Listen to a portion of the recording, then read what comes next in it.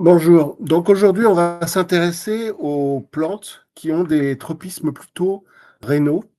Donc on est sur une intoxication qui est assez, je dirais, stable, c'est-à-dire qu'on a toujours cette atteinte avec soit une forme d'insuffisance rénale aiguë, soit forme d'insuffisance rénale chronique.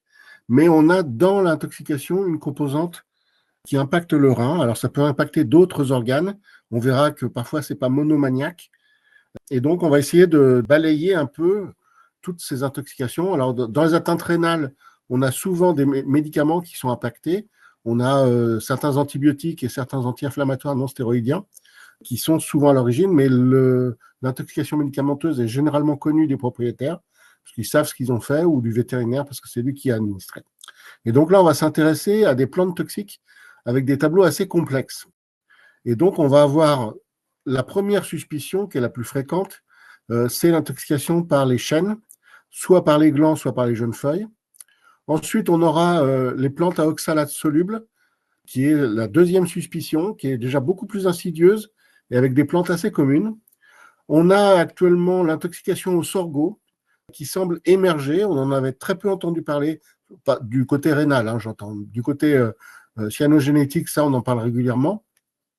Et surtout, ce qu'on observe, c'est un glissement de la culture de sorgho qui se substitue à la culture de maïs, puisque le sorgho est plus épargnateur en eau, donc il préserve la ressource en eau. Et puis, je vous ai mis quand même deux autres séries, enfin une autre série, qui sont l'intoxication par les poacées et les cyanacées calcinogènes. Alors, actuellement, dans notre pays, c'est assez rarement suspecté. On a eu un cas qui a été décrit dans la littérature, on verra plus tard, en Allemagne, et c'est surtout une pathologie qui est bien connue en Amérique du Sud. Mais comme c'est des plantes qui sont en train de tout doucement être mis au catalogue des jardineries et autres vendeurs de plantes exotiques et ornementales, il me paraissait intéressant de vous le rajouter. Alors, on va commencer avec le chêne. Alors, le chêne, pour sa composante rénale, c'est vraiment une intoxication chronique.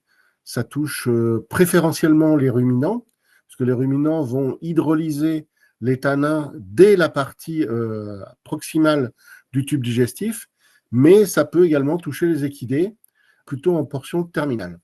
C'est non toxique chez les cochons. Les deux substances qui sont impactées sont les tanins et le pyrogalol. C'est vraiment les composantes toxiques du gland et des chênes. Alors, généralement, on a une intoxication qui est massive à la chute des glands, mais qui est à l'origine d'une indigestion. C'est-à-dire que ça va tuer les chevaux par un excès de substances fermentescibles, et en particulier de sucre soluble. Et donc, résultat, c'est ça qui va tuer. L'atteinte rénale est beaucoup plus rarement observée, puisqu'il faut une ingestion réitérée de petites quantités de glands ou petites quantités de feuilles, généralement feuilles. Alors, on leur attribue à ces feuilles un effet addictogène chez le cheval. Bon, ça, c'est quelque chose qui n'a pas été bien étudié sur le plan comportemental, mais néanmoins, c'est possible. Et ce qu'il faut savoir, c'est que tous les chênes ne sont pas logés à la même enseigne, puisque seuls les chênes à feuilles caduques, c'est-à-dire ceux du nord de la France, seraient toxiques, alors que les espèces méditerranéennes, c'est-à-dire le chêne liège, le chêne vert et le chêne kermès, eux, a priori, n'auraient pas cette toxicité. Et là, sur l'image avec le mouton qui est en train de me boulotter consciencieusement du chêne liège, c'était une des premières hypothèses qu'on avait formulées. On a vu que ces ruminants consommaient sans problème et des glands de chêne liège et des feuilles de chêne liège sans avoir d'effet délétère ni d'attente rénale. Voilà. Donc, ce qu'il faut, c'est vraiment surtout surveiller tout ce qui est gland et chêne plutôt en petite quantité et plutôt en consommation longue.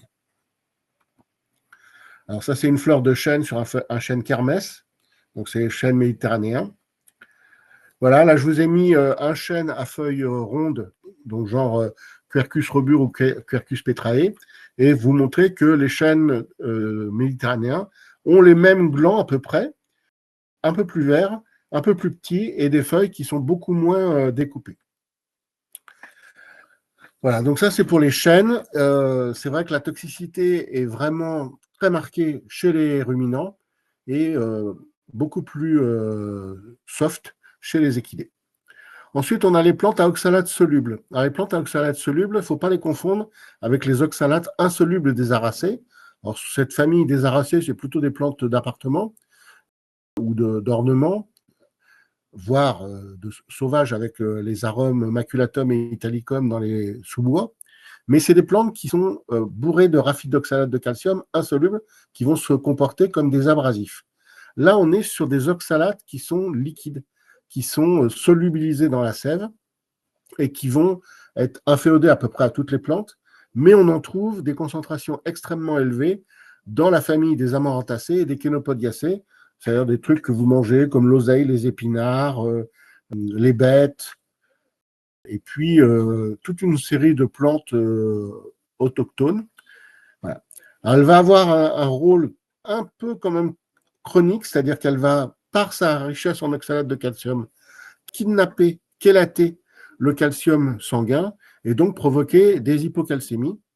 Et au moment où ça arrive au niveau du néphron et du tube proximal, là, l'urine basique va favoriser la précipitation et va se fixer au niveau des tissus et donc va perturber le fonctionnement et du néphron et du système urinaire entre le tube proximal et le tube distal. Il faut savoir quand même que c'est une pathologie qui est réversible, c'est-à-dire que souvent vous avez des épisodes et puis on arrête de consommer la plante, la régénération tissulaire fait son travail et résultat, l'animal peut tout à fait survivre si on arrête l'exposition.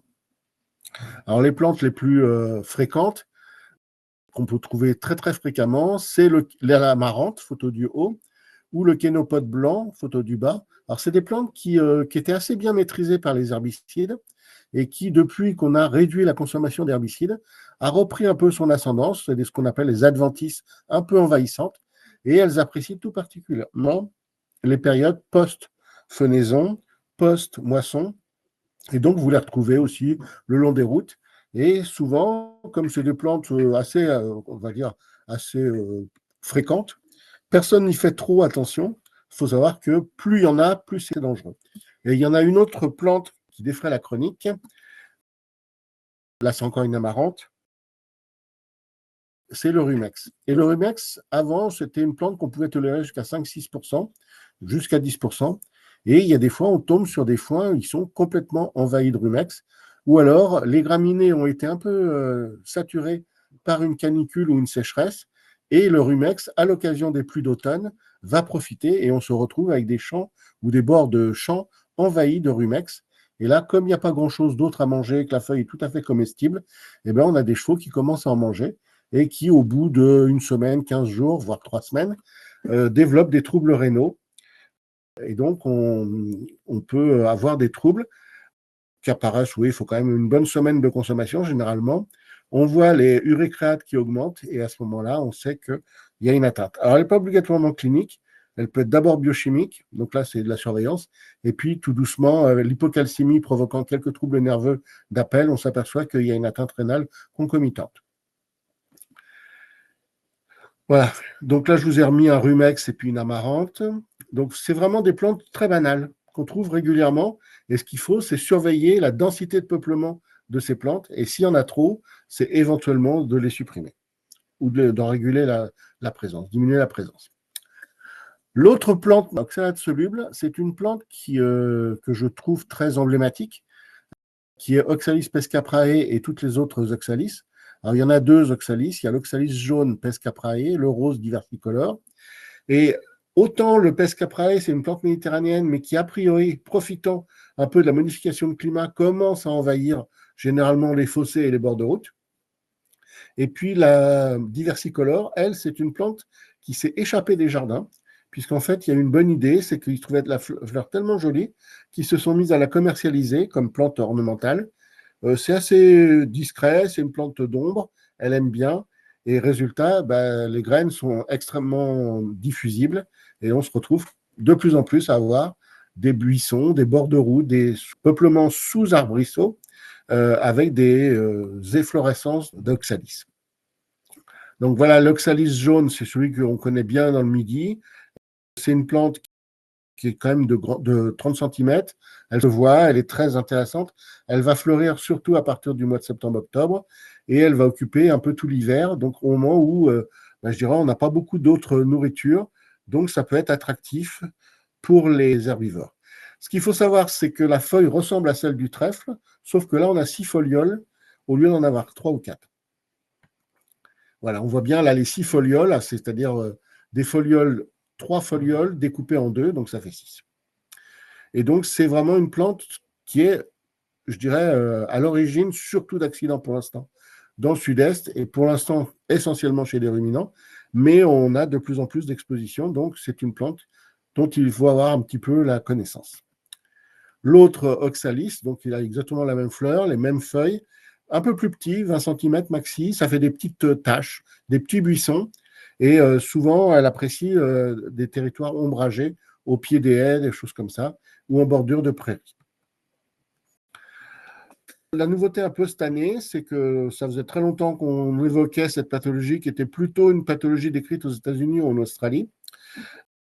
Et on a vu arriver des cas avec de l'ataxie, de la cystite, souvent la cystite la plus marquée, l'ataxie n'étant pas obligatoire, puis dans d'autres cas, c'est plutôt l'ataxie qui a attiré notre attention, et on s'est aperçu à la suite des investigations qu'il y avait une atteinte urinaire. Pour l'instant, c'est des cas suspects, on ne sait pas pourquoi. Alors, il y a une origine cyanhydrique qui avait été suspectée sur le sorgho. Le sorgho, c'est une plante, quand elle est jeune, les tissus jeunes libèrent beaucoup d'acide cyanhydrique, mais là, ça touche des foins, après les piaisons, donc au moment où la production d'acide cyanhydrique est théoriquement faible. Donc, résultat, on ne sait pas pourquoi cette plante provoque cette pathologie. Donc, certains disaient qu'il y avait des petites quantités d'acide cyanhydrique qui, à force, provoqueraient ce désordre. Le sorgho a également un effet tératogène chez les juments, mais il faut être exposé pendant la période d'organogénèse, c'est-à-dire le premier quart de gestation. Et là, on est en train d'essayer de documenter un peu cette intoxication pour voir si, en screenant les plantes qu'on trouve dans les sorghos à l'origine des suspicions d'intoxication, on voit émerger des molécules qui pourraient être d'intérêt toxicologique. Alors, le sorgho, souvent, on en entend parler par des événements dramatiques. Là, c'est une intoxication, 55 morts sur 65 de bovins qui ont été mis sur repousse de sorgho en Italie en 2022. En fait, c'était une erreur stratégique, c'est pour ça que j'en fais état, c'est qu'on a mis les bovins sur des sorghos qui avaient fait des repousses, alors que d'habitude, le climat faisait qu'au mois d'août, il n'y avait pas de repousses, les repousses n'apparaissant qu'après la première pluie d'automne. Et donc, il faut vraiment regarder le cycle de vie de la plante et ne pas suivre des calendriers ancestraux, puisque actuellement, la végétation change ses habitudes. On a des végétaux qui en été estivent, après avoir fait une hivernation. On a des végétaux qui se mettent à pousser au mois d'août, alors que d'habitude, ils ne poussaient pas au mois d'août. Et puis, on a d'autres végétaux qui fleurissent au printemps et qui se mettent à fleurir également à l'automne, parce qu'ils ont réussi à boucler leur cycle et donc à faire leur floraison.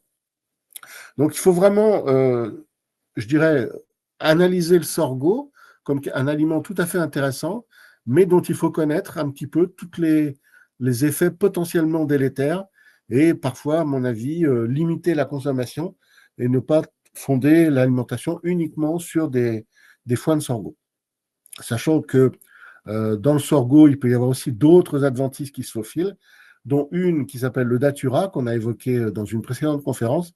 Et il faut savoir que l'effet cocktail datura plus sorgho permet à l'intoxication cyanhydrique, qui est théoriquement très faiblement représentée dans l'espèce équidée, de s'exprimer et de tuer l'animal en 30 minutes. Donc, ce qui est quand même un petit peu désordre quand vous avez les deux plantes dans le foin et généralement, ça ne pardonne pas au niveau des chevaux. Voilà, et on en arrive à nos plantes à glycosides carcinogènes. Alors, c'est des molécules qui sont des sucres analogues de la vitamine D, analogues au 1,25-OH que les calciférols. Alors, c'est un nom barbare, mais c'est une molécule qui est utilisée sous forme de médicament en humaine pour lutter contre l'ostéoporose. Mais c'est également utilisé pour la croissance des enfants, pour favoriser la calcification des tissus en croissance, mais à des fortes doses, elle a un effet toxique parce que n'ayant plus assez de tissus durs à calcifier, elle commence à calcifier les tissus mous. Et généralement, elle s'attaque aux vaisseaux sanguins, aux poumons, au foie et aux reins. Donc généralement, c'est une calcification hétérotopique dans tous les tissus. Et donc, résultat, ça va vous bloquer complètement l'animal. Alors, c'est une intoxication qui est le cholecalciferol, je voulais dire aussi, c'est qu'actuellement, il retrouve un regain d'intérêt en dératisation, puisque c'est une molécule. Jusqu'à présent, la dératisation s'exerçait essentiellement avec des anticoagulants, avec les cousins de la férule qu'on a vu aussi dans une autre conférence. Et maintenant, on revoit arriver cette molécule parce qu'elle permet également de réguler les rongeurs résistants aux anticoagulants en leur provoquant sur un autre site d'action. Bon. C'est une intoxication qui est extrêmement rare pour l'instant en Europe. On a un cas décrit par une de nos consoeurs en Allemagne, en Bavière, en 2015, sur de l'avoine jaunâtre. Les Suisses l'ont également observé. Ils estimaient que l'avoine jaunâtre devenait toxique à 1600 mètres d'altitude, sans apporter quelconque preuve. On avait fait des calculs comme ça approximatifs. On était quand même à 500 kilos nécessaires de consommation continue, donc réitérée, pour arriver à la zone de calcification hétérotopique. Bon, je ne sais pas exactement quelle est la concentration en vitamine D dans les végétaux qui étaient à l'origine. On commence à en parler un petit peu actuellement. On espère pouvoir mettre au point la méthode analytique pour justement doser. Et si vraiment, dans certaines conditions, la plante se met à produire beaucoup plus de glucosides, à ce moment-là, ça pourrait expliquer que des concentrations et des quantités plus faibles puissent permettre l'expression de la pathologie. Les plantes qui sont le plus souvent à l'origine de ces cas sont décrites en Brésil et en Argentine, en Amérique du Sud, c'est des solanacées. Donc on est vraiment dans la patrie des solanacées, l'Amérique. L'Amérique du Sud, c'est le berceau des solanacées. Et on va voir, il y a deux plantes qui sont commercialisées, l'une assez largement commercialisée, l'autre un peu moins, mais néanmoins qui peuvent se retrouver dans nos prairies et dans nos environnements. Alors là, je vous ai mis l'avoine jaunâtre, c'est un accident de montagne en Bavière, donc c'est des plantes tout à fait communes, et là, il faut vraiment qu'on ait fait un foin d'avoine jaunâtre parce que c'est une plante qui est assez économe en eau, consommation d'eau, mais c'est surtout une plante qu'on va trouver plutôt dans les prairies de montagne, semble-t-il. Dans les autres territoires, on va utiliser d'autres graminées poacées. Et donc, théoriquement, pour l'instant, c'est un risque, mais il n'a pas été, en tout cas à ma connaissance, notifié en France. Et puis, les deux solanacées les plus fréquentes. Donc, on a le Cestrum diurnum. Ça, c'est une plante que je trouve régulièrement dans les jardineries. Alors, soit on a une forme diurnum, celle qui est en photo, et vous avez aussi une forme nocturnum qui fleurit la nuit.